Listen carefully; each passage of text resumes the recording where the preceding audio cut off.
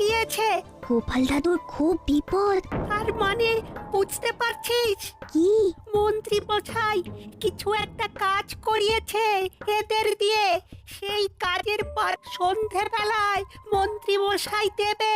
নেওয়াচ্ছি পারিশ্রমিক। আমরা বানর সেনা থাকতে গোপাল দাদুর কেউ কিচ্ছু ক্ষতি করতে পারবে না। চল চল তাড়াতাড়ি চল, আমাদের যা শোনার শোনা হয়ে গেছে। চল চল।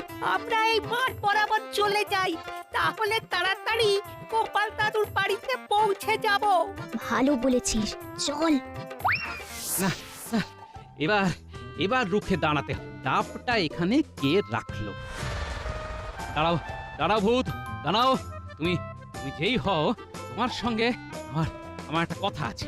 তোমার সাহস তো বড় কম নয়, তুমি আমার চোখে চোখ রেখে কথা বলছো। তোমার ভয়ে পালাতে গিয়ে আমাকে হাঁপিয়ে মরতে হবে? এ আবার কেমন কথা? হ্যাঁ, হাঁপিয়ে মরার চেয়ে তোমার চোখে চোখ, তবে সেই মরণও ভালো। হ্যাঁ, আচ্ছা তাহলে তাই হোক, মর তুই।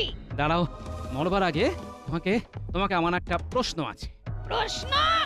আমাকে প্রশ্ন? তোর সাহস তো বড় কম নয়। হ্যাঁ, তার সাহস আমার একটু বেশি বই কি। হ্যাঁ দেখো ভূত, ওই মরার ভয় আমাকে দেখিও না। হ্যাঁ, মরতে তো একদিন হবেই, মরার মতো।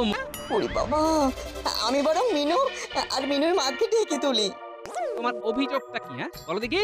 আমার গাছ থেকে ডাব পেরেছো কেন? আরে কতবার বলবো? হ্যাঁ, আমি ডাব পারিনি। কোন গাছটা তোমার সেটাই আমি জানি না। গোপাল দাদু, গোপাল দাদু, এটা কি হয়েছে? ওমা, এটা কি? সব পরে বলবো। এখন খুব সমস্যায় পড়েছি।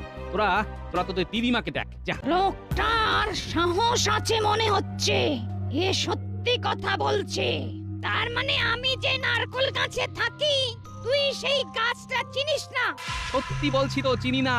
তাহলে চল, তোকে আমার আস্তানাটা দেখিয়ে আনি। চল, তোকে হুশ করে নিয়ে যাব।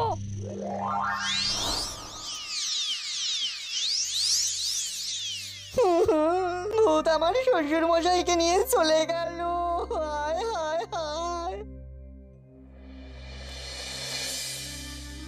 এ কি, গোপাল দাদার তো দেখছি ঘরের চাল উড়ে গেছে। দেখি তো কে কাঁদছে।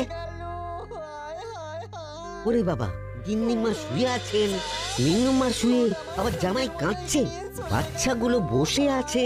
কি হলো? সর্বনাশ হয়েছে, তুলে নিয়ে গেছে। সে কি, কি বলছো? দাঁড়াও দাঁড়াও, আমি আমি এক্ষুনি মহারাজকে খবর দিচ্ছি।